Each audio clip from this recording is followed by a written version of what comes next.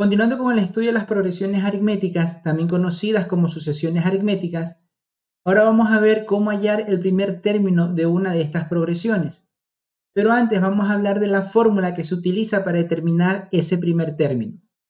La fórmula que se utiliza se la obtiene a partir de esta fórmula, que es la fórmula que utilizamos para hallar el término general o el n-ésimo término de una progresión aritmética. Y lo que tenemos que hacer ahora es despejar este a sub 1, que es el primer término.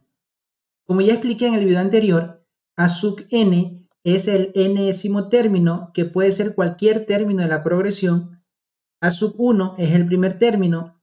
N es la posición que va a ocupar el n-ésimo término, que puede ser cualquier término de la progresión.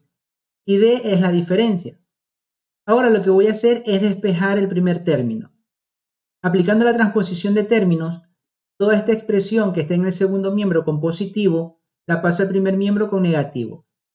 Y a sub n, como se queda en el primer miembro, la voy a escribir igual.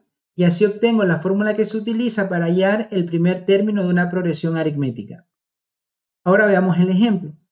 Nos piden determinar el primer término de la progresión aritmética, y el 13º término es 67 y la diferencia es 5. Ahora vamos a escribir los datos que vamos a necesitar. Para hallar el primer término vamos a necesitar el n-ésimo término, que como ya lo indiqué puede ser cualquier término de la progresión. En este caso es el término número 13, que es igual a 67. El valor de n, que es 13, ya que n es la posición que ocupa el n-ésimo término, que en este caso es el término número 13. Y la diferencia, que es igual a 5. Siempre que tengamos que hallar el primer término y nos den un término cualquiera y la diferencia, el n-ésimo término va a ser ese término que tengamos y n va a ser la posición que ocupe ese término. Ahora voy a sustituir esos datos en la fórmula. El primer término va a ser igual al n-ésimo término, que en este caso es 67, n, que es la posición de ese término, que es 13, escribo el menos 1 y eso lo multiplico por la diferencia, que es 5. Ahora tengo que hacer la operación que está dentro de los paréntesis. 13 menos 1 es 12 y lo demás lo escribo igual. Ahora multiplico 12 por 5, que es 60. Hago esta diferencia, 67 menos 60 es igual a 7.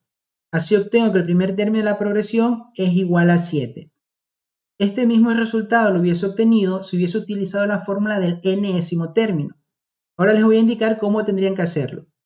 Se sustituyen en la fórmula los datos que tenemos, el n-ésimo término, que es 67, voy a buscar el primer término, n, que es igual a 13, escribo el menos 1 y la diferencia, que es 5.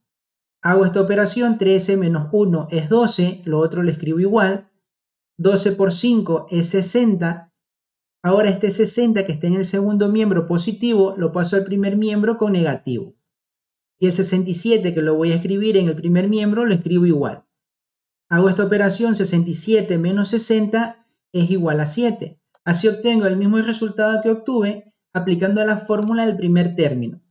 Por lo tanto, yo puedo utilizar la fórmula que se utiliza para hallar el término general o el n-ésimo término, o también puedo utilizar esta fórmula que es la misma, pero en la que ya está despejado el primer término.